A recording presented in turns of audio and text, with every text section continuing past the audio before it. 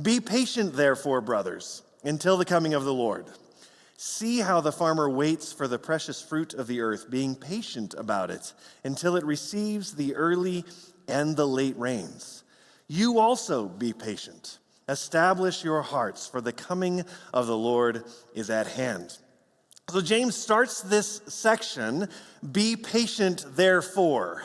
Class, whenever there's a therefore, what should we ask? Very good. Wow. We need to look and see what the therefore is there for. Now, you may remember 2 weeks ago, I know it was a long time ago, I can barely remember what I had for breakfast yesterday.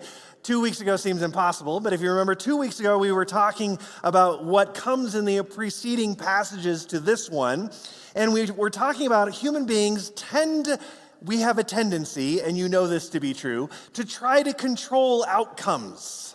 That's our tendency.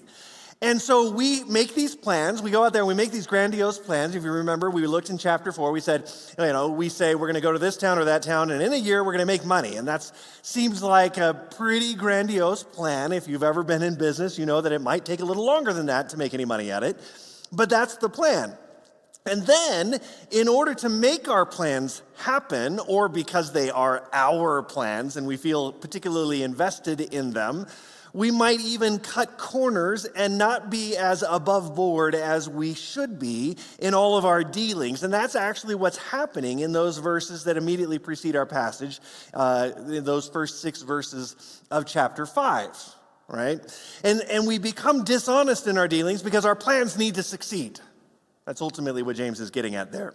So James says the root of the problem ultimately is in our motives. He says you ask and you do things out of wrong motives, your own selfish desires. Look at chapter 4, verses 2 and 3.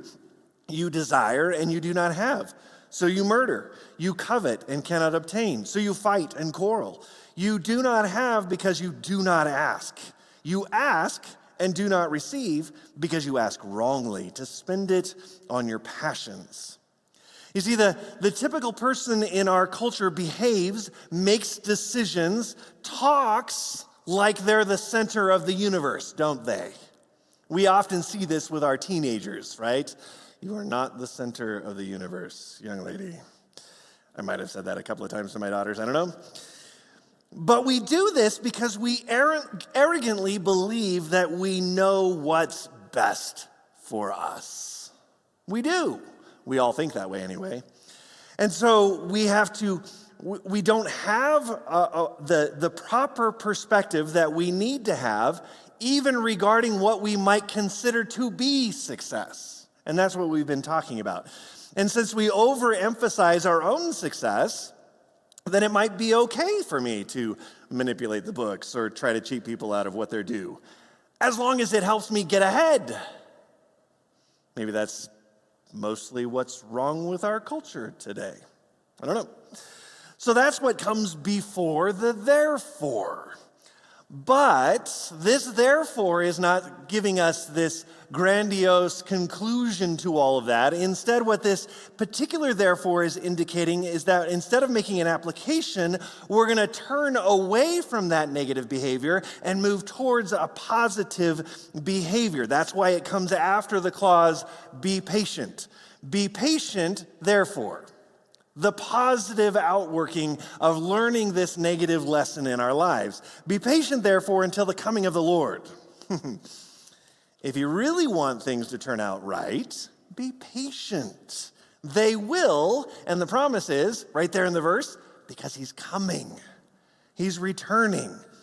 And what James is showing us is really that the big spiritual battles that we often think about, we think of them as being these big, dramatic, heroic, spotlight kinds of moments. We sang about one of them, David and Goliath, right?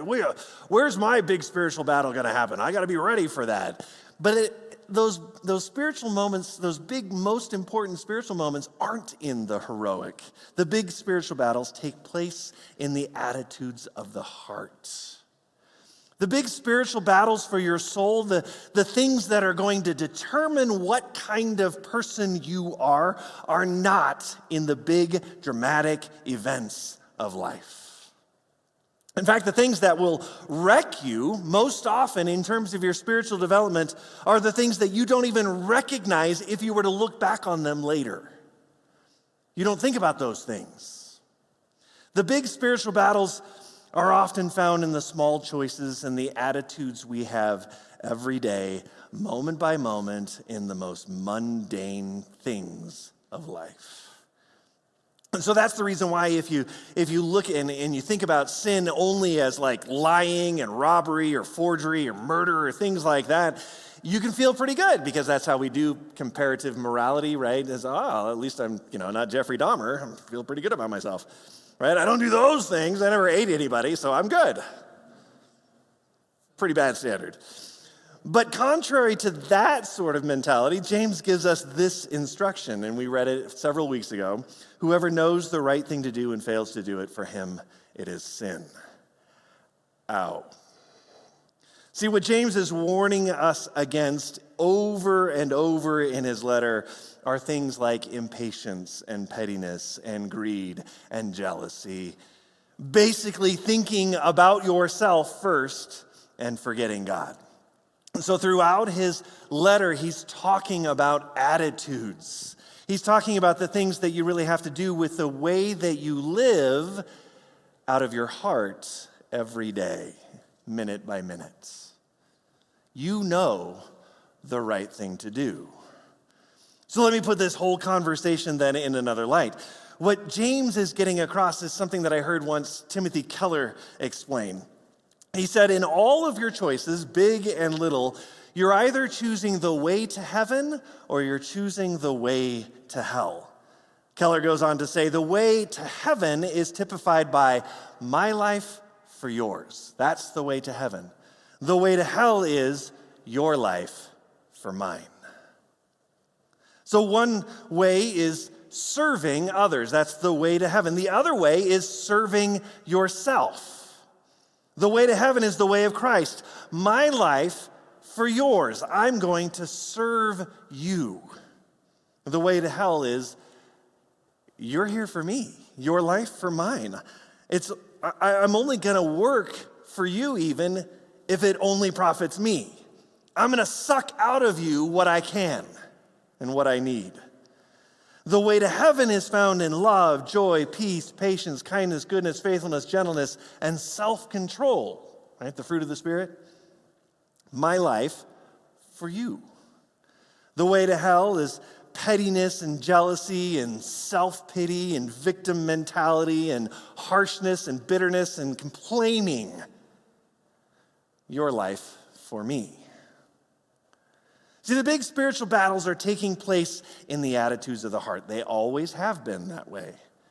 But the enemy somehow is able to blind us to that fact and make us think, no. The big spiritual battles are, whether or not you stand up and vote. No.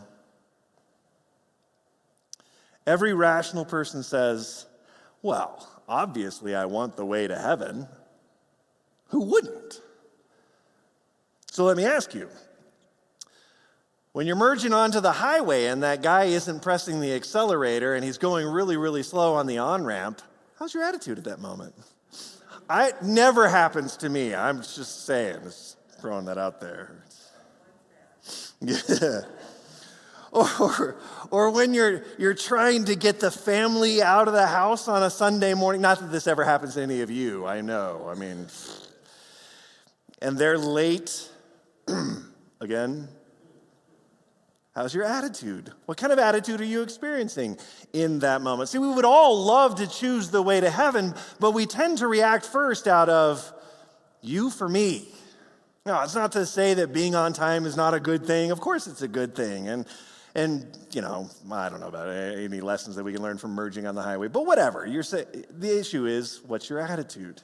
You see, it's in decisions and choices and attitudes and stances and things like that that are going to determine who you are and what you do.